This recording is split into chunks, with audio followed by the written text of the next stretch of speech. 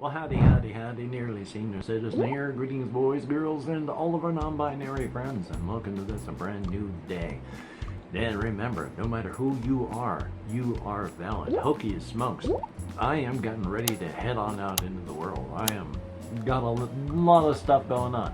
I need to stop by the hospital, find out what's going on with my various appointments and specialist stuff. I have an appointment with my doctor this upcoming Friday, so that's good. I need to make a call to somebody else to renew a prescription, so I'm going to be walking to downtown Shelton and then walking back up.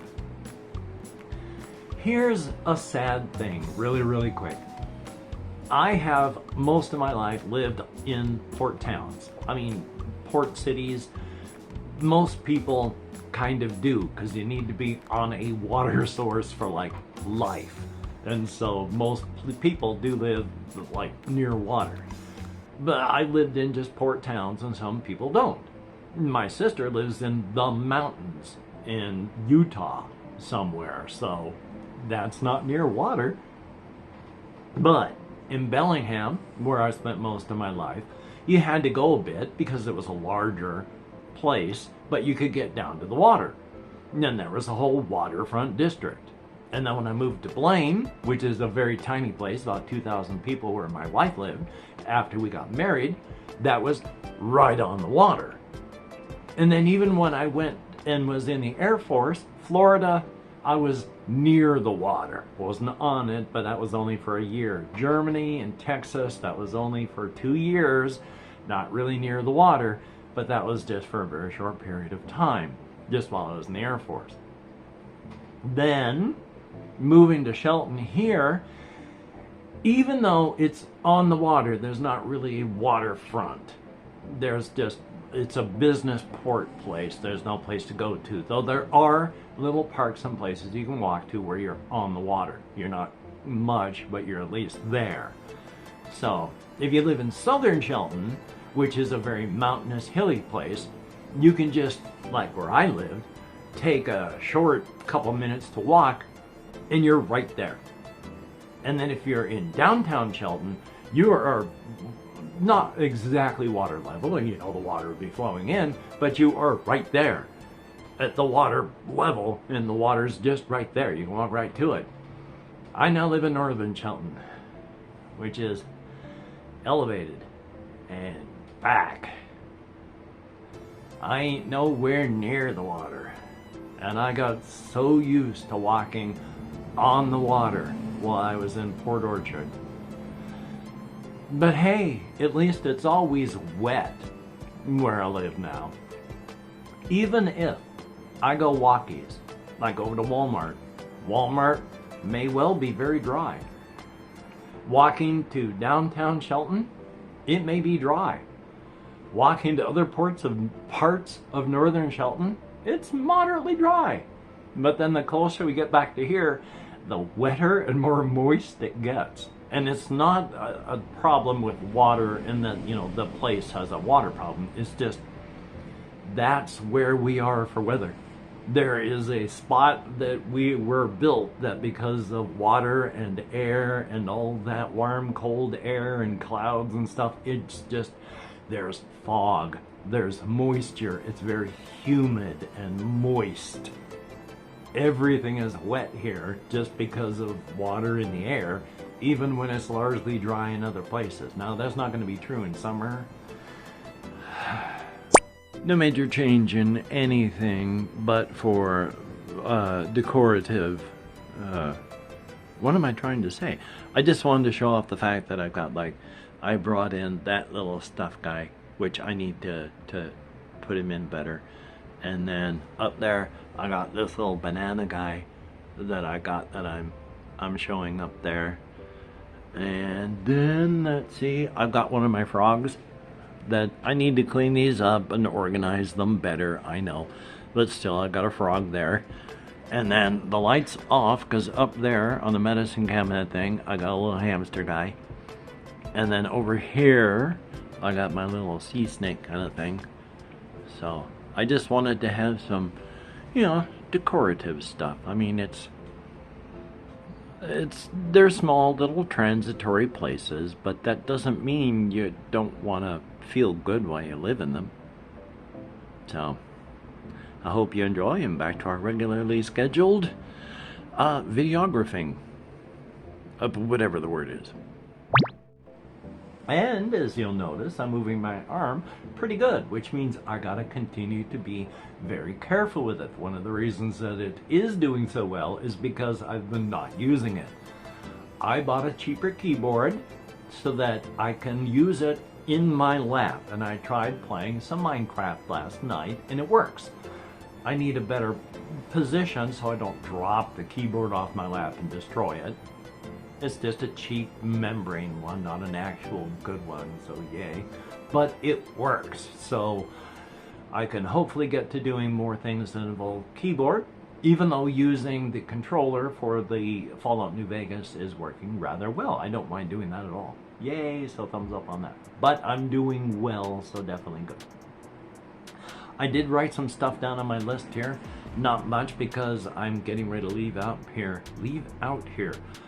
Yeah, this is something that I've actually kind of wanted to talk about.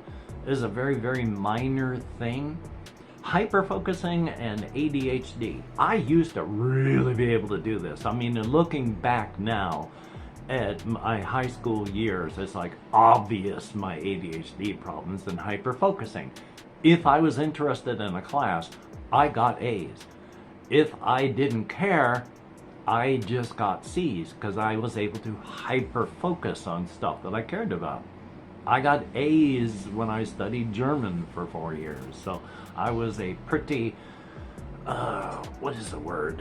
I can't even remember English anymore, but I was able to speak German pretty good when I got out. And in fact, when I went to Germany while in the Air Force, the German nationals that worked in the office that I worked at were surprised when I started speaking back to them in German while just listening, so that worked out rather well. And just as a real quick, I did have, this has nothing to do with German, but I did have a coworker there, one of the German nationals, who had a name that was Herta, and it's H-E-R-T-A, and I was like the only person that even made an effort to pronounce her name properly.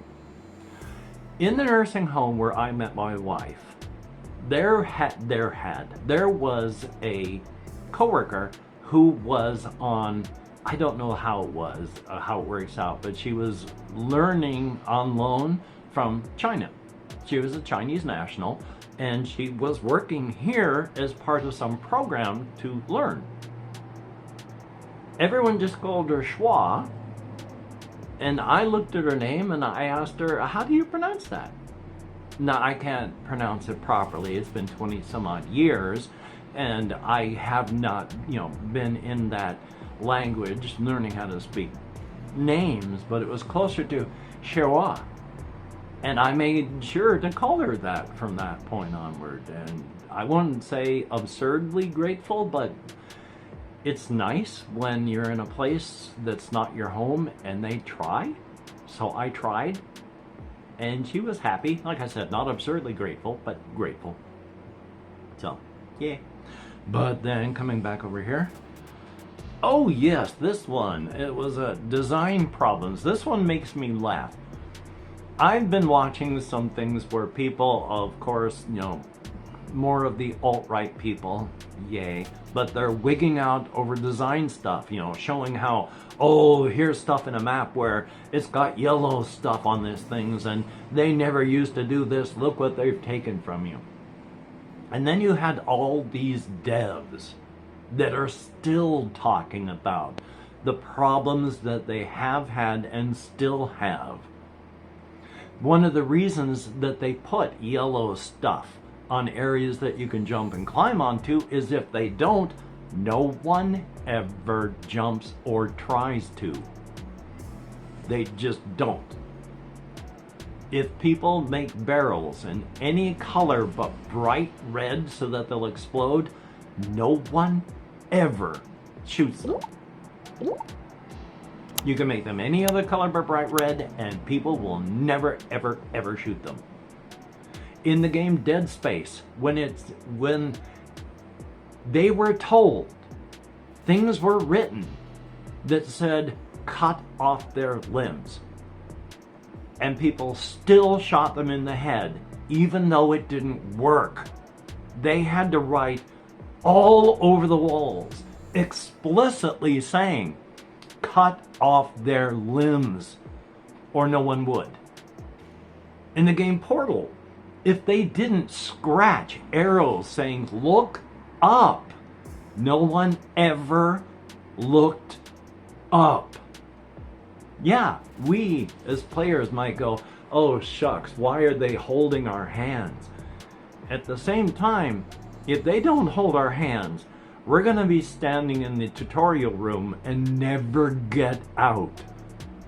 And even with all this hand holding, I am still playing games that have been out for years where there's like 9% of the players have made it out of the tutorial, which means 92% of the people who played for like 4 minutes and then quit, and then never went back. Largely in these places because no one held their hand and expected them to be able to figure it out, and they couldn't, so they quit. Now, I'm not saying that, you know, that means people are dumb. No, that just means people are people. That's just the way we're wired.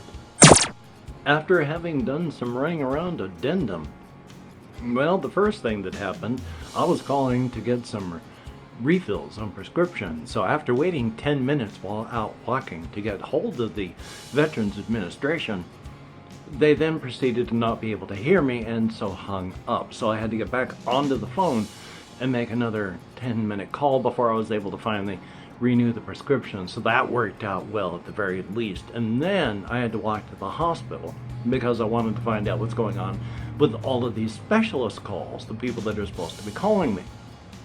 So I explained myself to several people, and this one person at one of the front counters went and she got some information, came back and handed it to me in an envelope, at which point I thought to myself, oh fuck, because this isn't going to be good.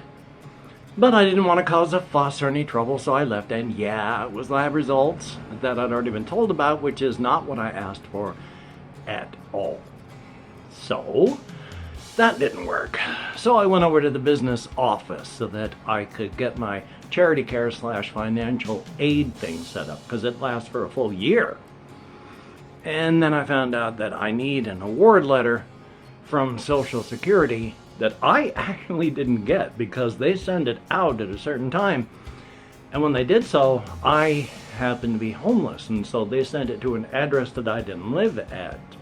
So I never got my award letter. So I had to contact Social Security so I can get the award letter, so I can go back to the business office, so I can get the financial aid done. And then I just came back here because of everything that I've tried to do. Renewing the prescription worked, so that's good. But thank you very, very much for having watched the videos. If you've watched this far, just say, oi, hospitals. So you take care. Have a great day today. I will see you on the flip side, and that's a very good thing. I have a video that I don't know if it was kept. If it is, hopefully it's in, but I'm not sure. But it's frogs. I was out walking and there was sound of frogs, so hopefully that's there. You take care, and I'll talk to you later. It's not a value judgment. It's the way people work. We're not stupid. We are hardwired to... Why look up? Except in the case of where there's birds or such, our dangers are down here at eye level. Why look up? In our world, a headshot is gonna take someone out. Why try somewhere else if that's a big target?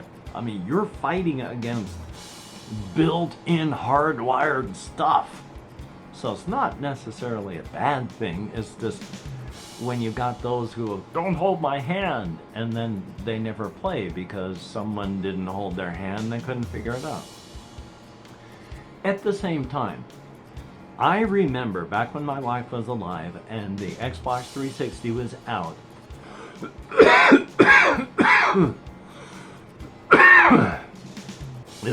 And Electronic Arts was doing a whole bunch of Lords of the Rings games. And they were the strategy or third person adventure type where you were like bringing a whole horde with you. I couldn't play those. They felt so claustrophobic. You were never, ever, ever, ever left to try and... I have sticky saliva, yeah. Never, ever, ever left. It's glue for my dentures. Which I have dentures because I chewed ice as a youth. And ice causes micro fissures in your enamel, which destroys your teeth, which means you have dentures when you're older. But I remembered what was behind me on the ADHD track with the Lords of the Rings games.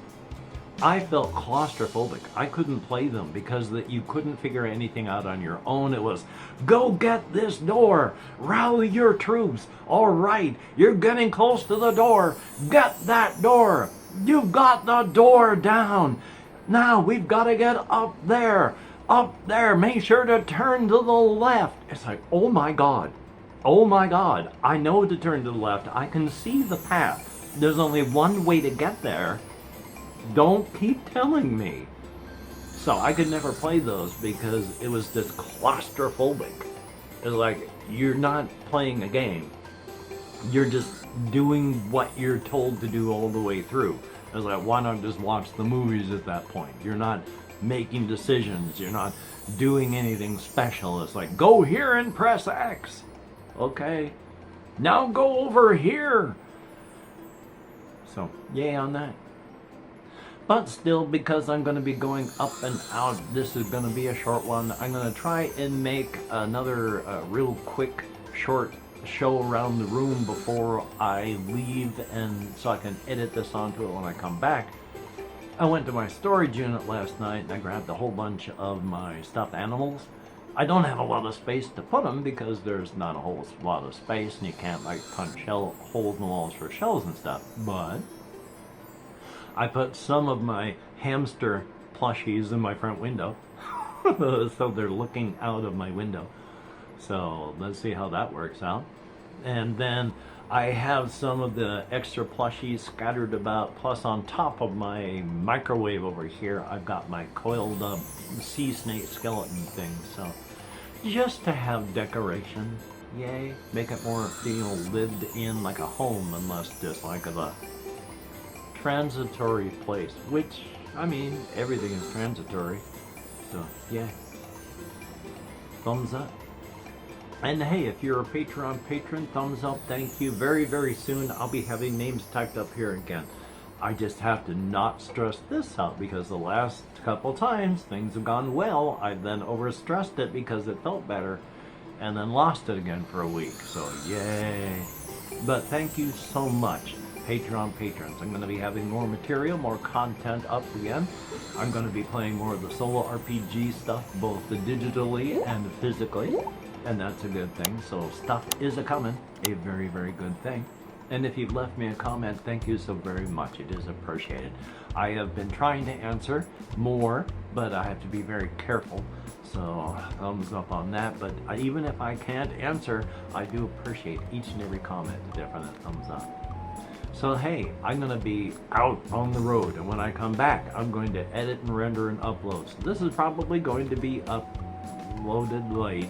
My apologies to those who like to watch them at different times. I'm doing my very, very best. Thumbs up for that. So, until we meet again, you take care. Have a great day today. I will see you on the flip side, and that is indeed a very, very good thing. So, yay! No super fancy editing. Probably. You never know.